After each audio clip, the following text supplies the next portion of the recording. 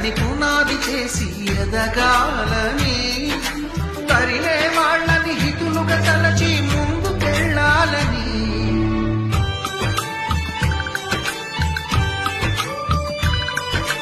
కన్నుల నీటిని కలల సాగుకై వాడుకోవాలని, కాచే నిప్పుని ప్రమిదగా మలచి కాంతి పంచాలని.